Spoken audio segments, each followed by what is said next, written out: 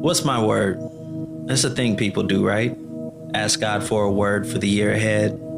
It gives you a goal, a plan for your heart, a way to walk when the world crumbles around you. Lord, this year I need a word to help me focus on the right things, the eternal things. This is my year of waking up to what matters. What has always mattered. I need a word as I walk out of the ashes and into the sunlight. A word of hope. That one word that I'll feel deep in my heart. I pray, Lord, you would give me a word. Your word. The living and active word. The one that is sharper than any two-edged sword. The word that lights my path. My teacher. My truth. My shield. Because of your word, God, my word has promise and meaning. The grass withers. The flower fades. But the word of God stands forever. Forever. Thank you, God. That your word can be my word. All year long. Amen.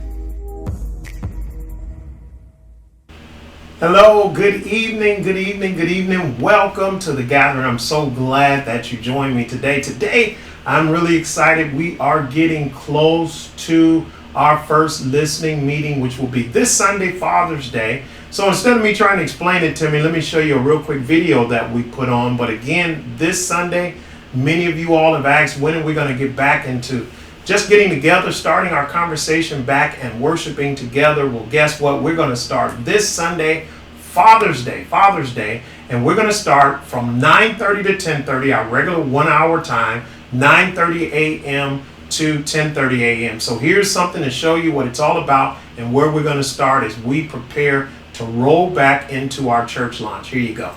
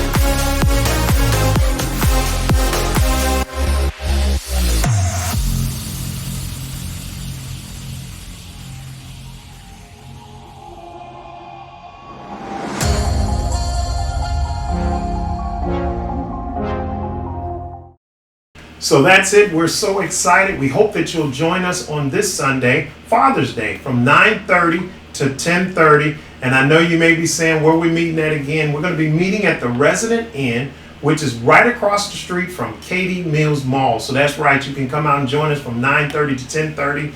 Dads, you can go out right after that, go and get a great breakfast. We've got some great restaurants around there. You got Red Lobster, a few other places. And Dad, you know, once you eat, you can go right across the street to Katie Mills Mall and you can walk off your lunch as well. So join us this Sunday, 9:30 to 10:30, our first listening service and worship as we begin to re-engage for our brand new church plant.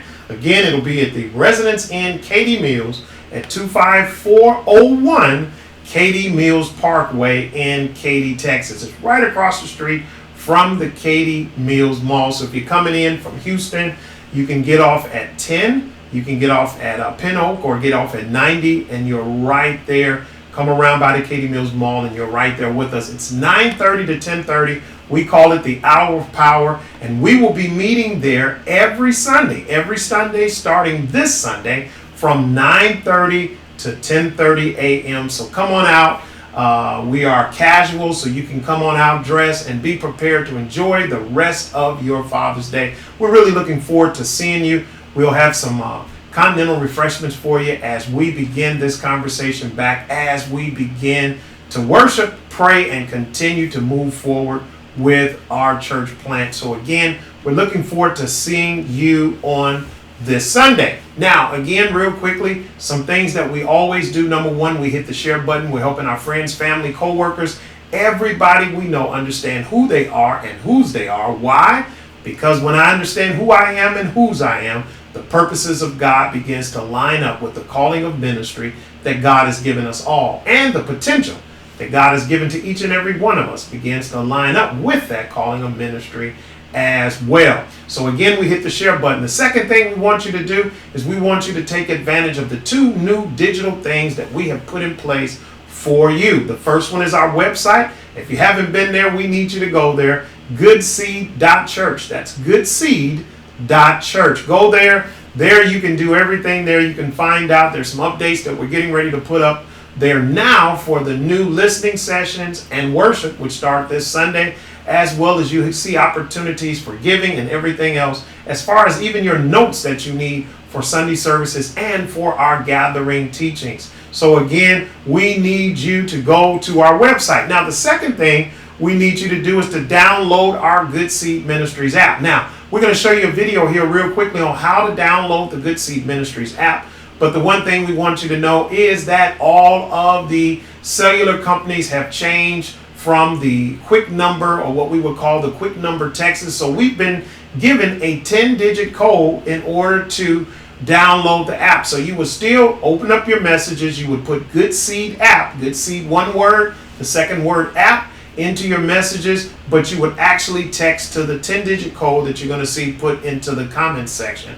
But we want you to download the Good Seed Ministries app. Why? Because that's how you can stay in touch with us, but you can also be involved with the great conferences, workshops, and seminars that we have planned for you this year. So again, here's how you download the Good Seed Ministries app. When I come back, get ready. We're going to start with our lesson for today.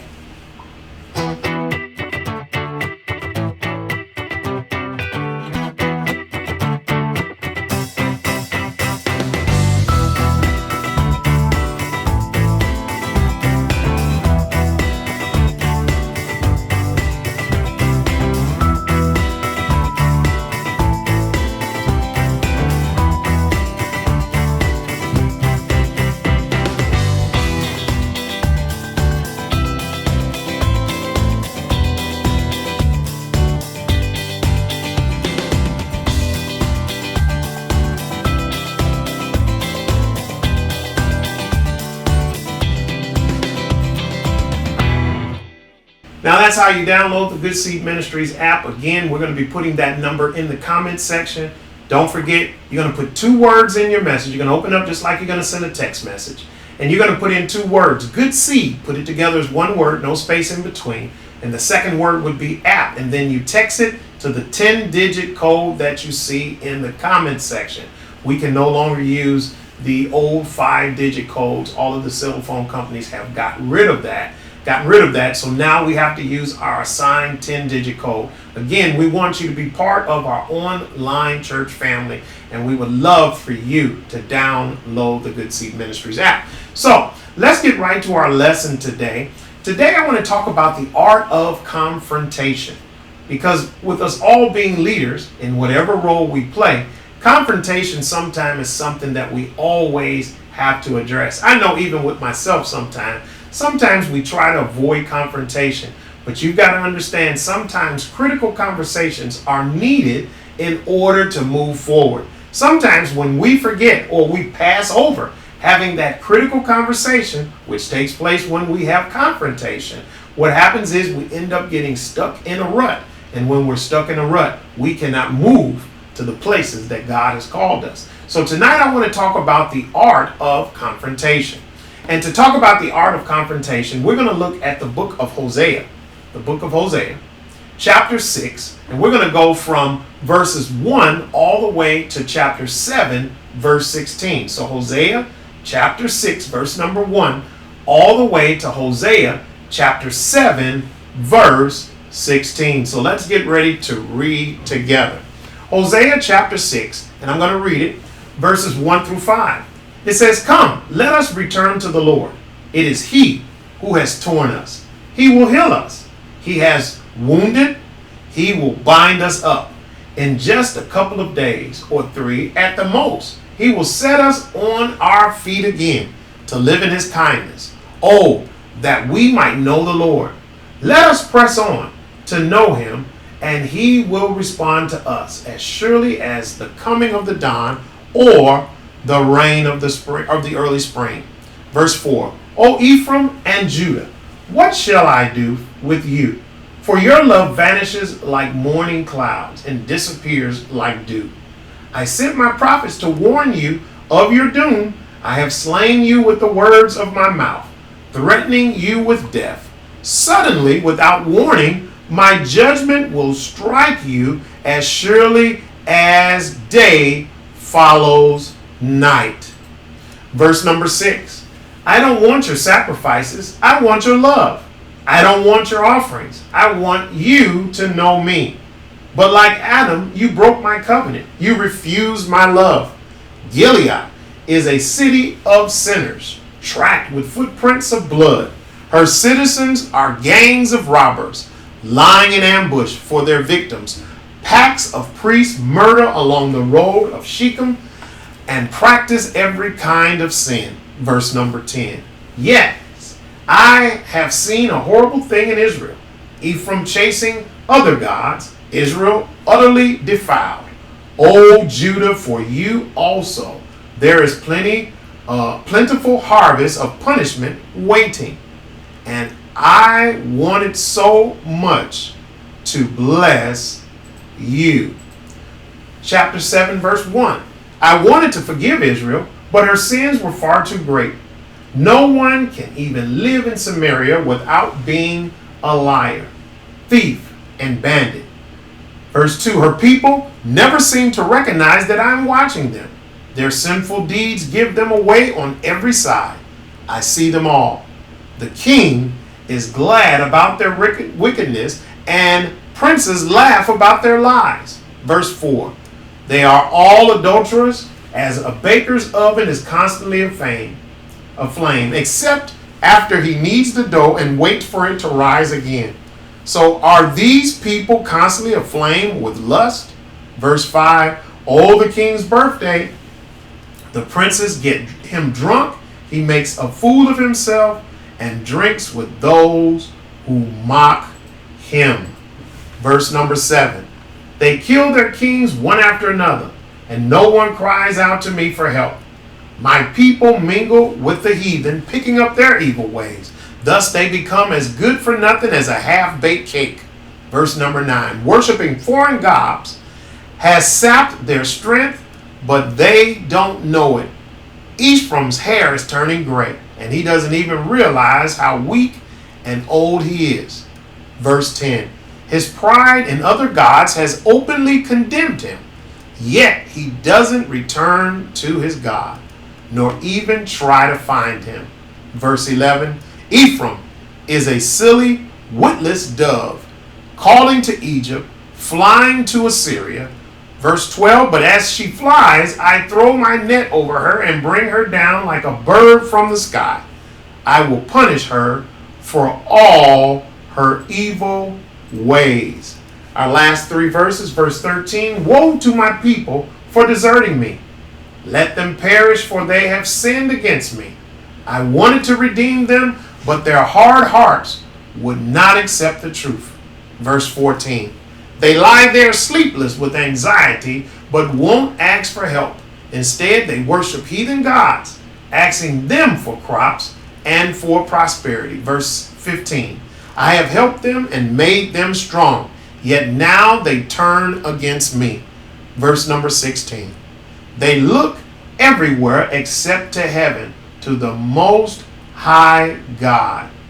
They are like a crooked bow that always misses the target. Their leaders will perish by the sword of the enemy for their insolence to me, and all Egypt will laugh at them.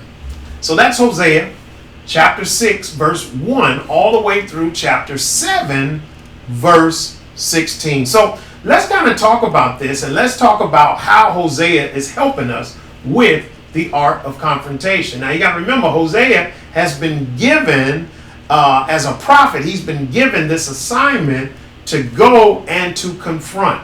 But here's what he's doing. Let's take a peek at this. Hosea is not above speaking words of confrontation. He uses vivid imagery and colorful images to describe the evil behavior of his people. Let's take a peek at the train of thoughts of what we just read from Hosea 6, 1 through 7, 16. And let's see, there are 6 things that basically Hosea helped us with confrontation. Let's take a peek. The first one we find in chapter 6, verses 1 through 3. Here's what he does. He clarifies the desired relationship he wishes to have. In verses 6, 1 through 3, God is clarifying the relationship that he wants to have with his people. He's talking about this is the relationship. He's the one that's caused a lot of this stuff. And he's the one that can bind us up and can get us back. And literally, he says it can be done in 2 to 3 days at the max. And he was literally talking about, listen, I can turn your situation around in a couple of days. I can turn it around. The second thing he tells us here about confrontation and the art of confrontation is that he defines the unacceptable behavior. In those next verses, in chapter 6, verses 4 and 5, he uses a vivid imagery to tell them about the unacceptable behavior that God was not going to tolerate. Matter of fact, he even goes on and talks about the fact that God says, I'm more interested in your devotion than I am your duty. So you got to understand, God is more interested in our devotion to him than our duty. What he brought up with that was he talked about the fact of sacrifices. Now, he wasn't against sacrifices because you got to remember, he's the one that brought sacrifices out. But what he was telling them is that, again, I need your devotion. That's more important to me than your duty. So he defines the unacceptable behavior. That's chapter 6, verses 4 and 5. And the third thing he tells us is found in chapter 6, verse 6. He highlights his values and his priorities. He lets them know that they've stepped away from their values and their priorities. But what he does, he highlights the values and the priorities of God. So the third thing he teaches us about confrontations is that he highlights the values and the priorities of God. Let's look at the last 3 that he gives us. The fourth one was this. He lists the conduct that illustrates his point. So now he tells them about their values and priorities that they've stepped away from. He's talked about the fact of their behavior, but now in chapter 7, beginning at verse 1 through verses 14, here's what he does. He lists the conduct that illustrates his point. He begins to list the conduct of what they were doing. So he just didn't say that their conduct was out of line. He begins to list that conduct of what they were doing and telling them these are, I just told you about the priorities and values that you've moved away from. I've talked to you about the fact that God is more interested in your devotion than your duty. But now let me list out those things for you. Those things that have made your conduct outside of the values and the priorities of God. But then in verse 15, he begins to really hone in on where they need to go. Remember, it's the art of confrontation. He's confronting them in a way that they could do nothing but understand what he was saying. The fifth thing he does, he reminds them of their training. He reminds them on what they have been trained and the things that they have learned of God through the time that they have been with God. He begins to talk to them about them. He begins to remind them, listen, you're acting contrary to the training that you've had. You've moved away from what you know that works in your life. Maybe you're sitting here today and you're trying to readjust yourself to the new normal, and it may just seem like things are not coming together for you.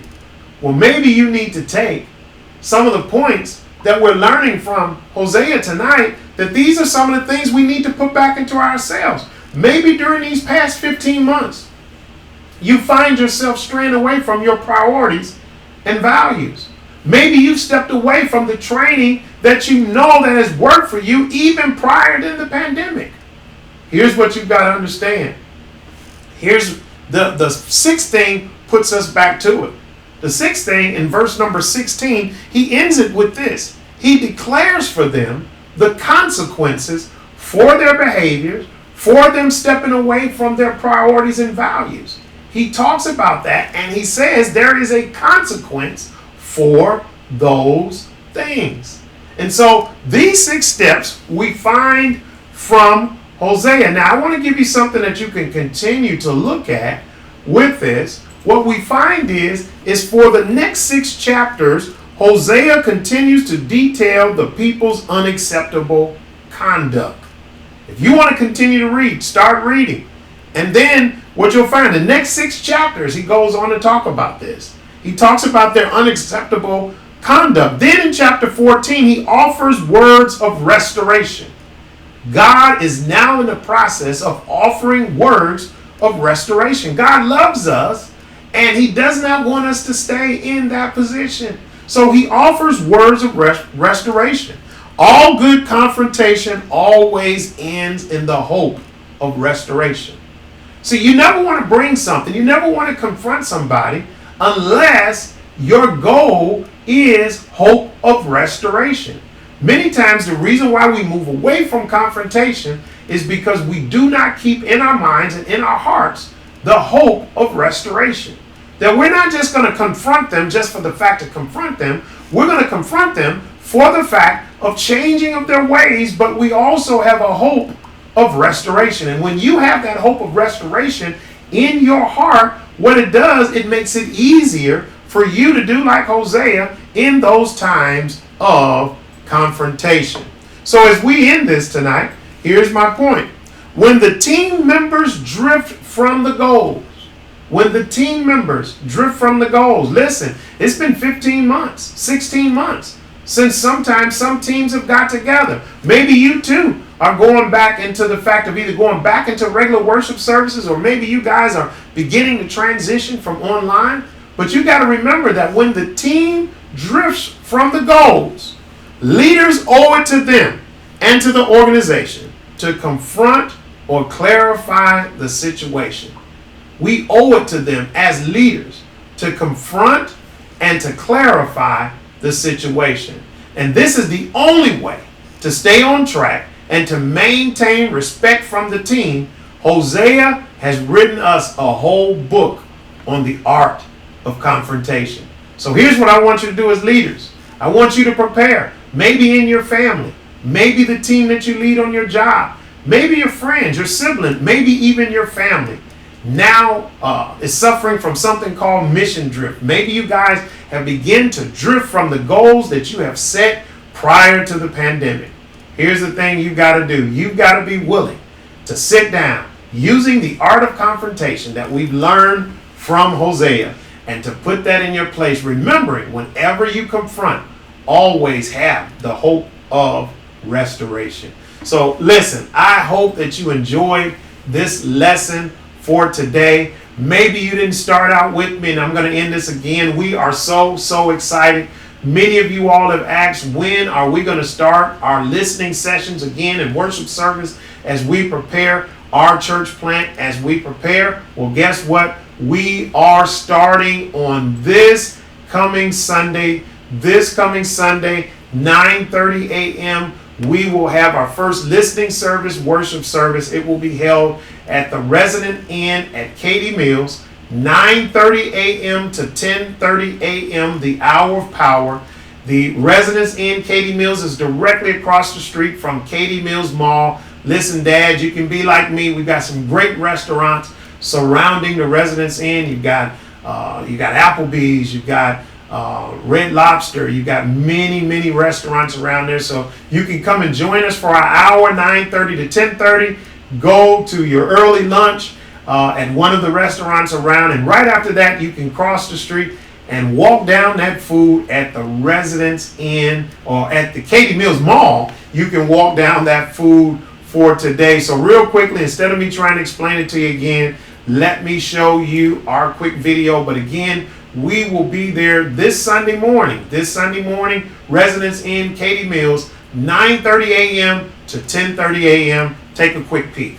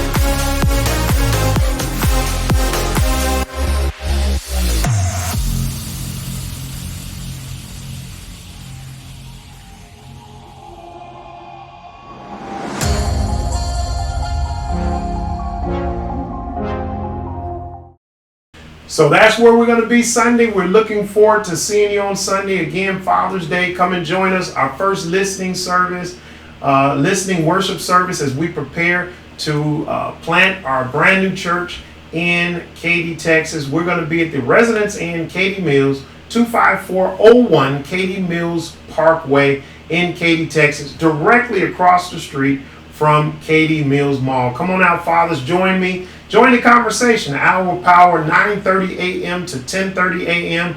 Right directly across the street, around the hotel, are some great restaurants. Go ahead, enjoy your early lunch with your family, and right after that, you can cross the street and go to Katy Mills Mall and walk off your meal.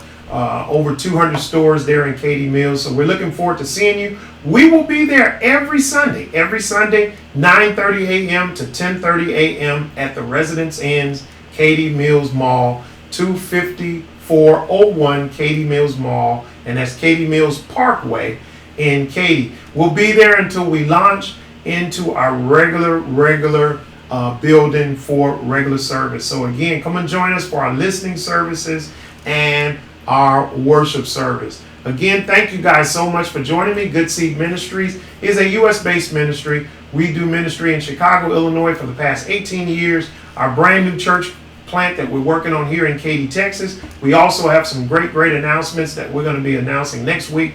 We've actually got 2 church plants that will be starting on this year, one in the state of Mississippi as well. So on next week, we'll be talking about that. I'll give you an opportunity to meet our pastor that will be in our Mississippi church, as well as our campus pastor, our new campus pastor for the Chicago church as well. So again, you can support Good Seed Ministries. It's real simple to do. You can do it through our website by hitting the donate button. You can also do it through the app, and here's how simple you can do it.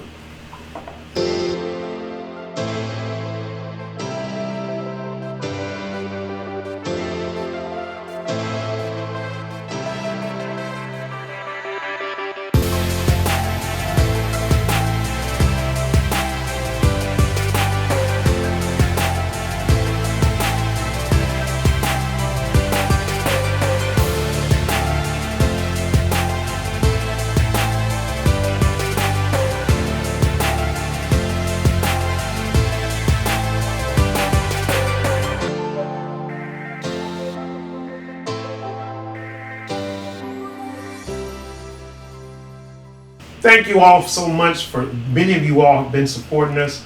Oh wow, even during the pandemic with our Africa Support Project, as we've been continually supporting our churches during the pandemic. Do me a favor, can you pray for Uganda? Uganda right now is on a 42-day shutdown due to a spike in COVID-19. So do me a favor, please pray for the country of Uganda and our pastors there of our 4 churches as they now are experiencing a shutdown in Uganda. Next week we'll be re-engaging everyone for the Africa Support Project because they now need our support as the country has been shut down. Again, don't forget to hit the share button. We're helping our friends, family, co-workers, helping them understand who they are and whose they are, because when we understand that, the purposes of God becomes clearer in our lives, and the potential that God has given us all begins to line up with the calling of ministry that God has given us all. Now, listen, I love you. There's nothing you can do about it. I'm going to end today's broadcast again by playing our video for Father's Day. Don't forget, join me, residents in Katy Mills, 25401 Katy Mills Parkway, directly across the street from Katy Mills Mall. Thank you guys so much for watching. Don't forget, learn the art of confrontation from Hosea, because any good leader will need to know the art of confrontation. God bless you. Hope to see you Sunday morning, 9:30 a.m. to 10:30 a.m. And we'll be there every Sunday, starting this Sunday, Father's Day. Have a great, great weekend.